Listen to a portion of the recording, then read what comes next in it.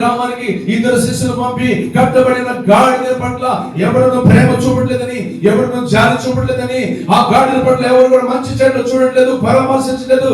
అవి అక్కడే కట్టబడి ఉండి అక్కడే ఆ పరిస్థితిలో ఉండి ఎండకు ఎండుతున్నాయో వానకు తడుస్తున్నాయో, అక్కడ రొచ్చుందో రొంపుందో వాసనతో చెడుందో కంపుందో మనకు తెలియదు. కానీ ఆ కట్టబడి ఉన్న గాడిదల పరిస్థితులు మాత్రం ఎరిగి ఉన్నవాడు వెళ్ళి వాటి కట్లను విప్పండి. ఈ రోజు చాలా మంది కట్లలో ఉన్నారు. కుల కట్లలో, మత కట్లలో, ఆచార కట్లలో, పాపపు కట్లలో, వ్యసనమైన కట్లలో, జోగమైన కట్లలో, త్రాగుడైన కట్లలో, వ్యభిచారమైన కట్లలో భయంకరంగా మానవుడు ఏదో ఒక కట్ల చేత కట్టబడి ఉన్నాడు. బాబు నాకు అటువంటి కట్లు లేవంటే శాపమైన కట్లలో ఉన్నాడు. బాబు నాకు శాపమైన కట్లు లేవంటే పాపమైన కట్లలో ఉన్నాడు. బాబు పాపమైన కట్లలో నేను కూరుకుపోలేదే అంటే వ్యసనాలలో ఉన్నాడు, జోగములో ఉన్నాడు, త్రాగుడులో ఉన్నాడు. ఏదో ఒక కట్లలో మానవుడు కట్టబడి ఉన్నాడు. బాబు ఈ కట్లలో లేవయ్యంటే కులమనే కట్లలో ఉన్నాడు. బాబు కులమనే కట్లు నాకు లేవయ్యా, నాకు ఆ కుల ఫీలింగ్ లేదయ్యా అంటే ఆచార కట్లలో, సిద్ధాంతాల కట్లలో, సాంప్రదాయాల కట్లలో కట్టబడి ఉన్నాడు. ఈ రోజు ఆ కట్లు తెగిపోవును గాక, ఆ బంధకాలు తెగిపోవును గాక. నీ కొరకు దేవుడు స్వాతంత్ర్యం ఇవ్వబోతున్నాడు. నీ కొరకు దేవుడు స్వేచ్ఛ ఇవ్వబోతున్నాడు.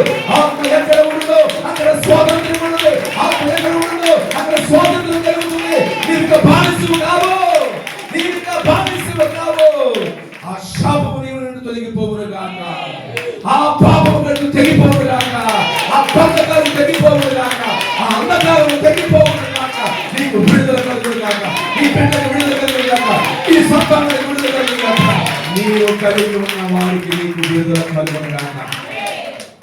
ఇక్కడ గాడిదకు విడుదల కలిగింది, గాడిద పిల్లకును విడుదల కలిగింది. లైఫ్ స్టైల్ మారిపోతుందండి యేసు ప్రభువులకు వస్తే. జీవితాలు మారిపోతాయండి యేసు ప్రభువులకు వస్తే. కుటుంబాల్లో ఆ యొక్క మార్పు కనబడుతుంది, ఆశీర్వాదం కనబడుతుంది, దీవెన కనబడుతుందండి, సమృద్ధి కనబడుతుంది, సంతోషం కనబడుతుంది, సమాధానం కనబడుతుంది. ఈ గాడి విడుదల ఏమమ్మా గాడిద, ఇంతకుముందు ఈ బ్రతుకు, నా బ్రతుకు రుచు కంపు వాసన ఎవడు పట్టించుకోలే, జాజు ఎవడు జాజు ప్రేమించాడు, ఎవడు ప్రేమించాడు, తగిలించారా, తిన్నావా తినలేదా అని అడిగారని అప్పుడు అడగలేదు. మరి ఇప్పుడు ఎలా ఉంది పోయేసిందంటే ఈ దగ్గరకు వచ్చిన తర్వాత శుద్ధి చేయబడ్డా, ఈ దగ్గర వచ్చిన చేయబడ్డాను, శుద్ధి చేయబడ్డాను, పాపం చేత కడగబడిపోయాను, పవిత్రపరచబడ్డాను. ఇప్పుడే వచ్చింది ఒక మంచి వస్త్రం వచ్చింది. ఏ వస్త్రం? రక్షణ వస్త్రం. ఏ వస్త్రం? స్తుతి వస్త్రం. ఏ వస్త్రం? ఉల్లాస వస్త్రం. ఏ వస్త్రం? మహిమ వస్త్రం. ఏ వస్త్రం? ప్రభావ వస్త్రం. ఏ వస్త్రం? ఘనత కలిగిన వస్త్రం, విలువ కలిగిన వస్త్రం. ఆమేన్.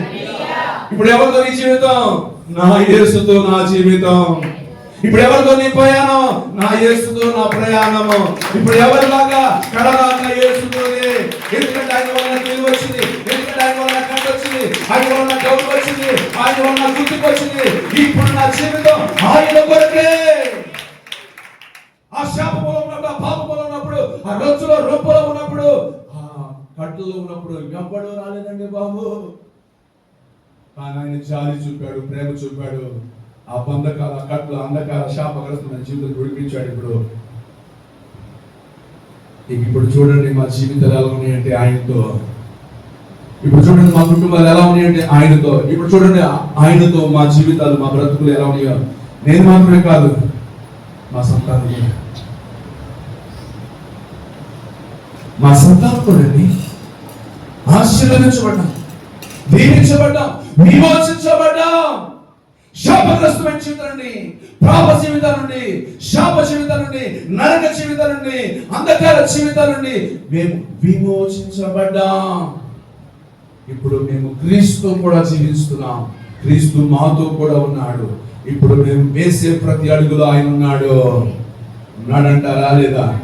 దారి పొడుగున మా జీవితాలు ఎలా ఉన్నాయో చూడండి. రాశారు, దారి పొడుగున ఎలా ఉన్నాయో చూడండి. వారి గురించి రాయబడిన మాటలు మనం చదువుకుందాం. దయచేసి 5వ వాక్యం. ఇదిగో ఈరోజు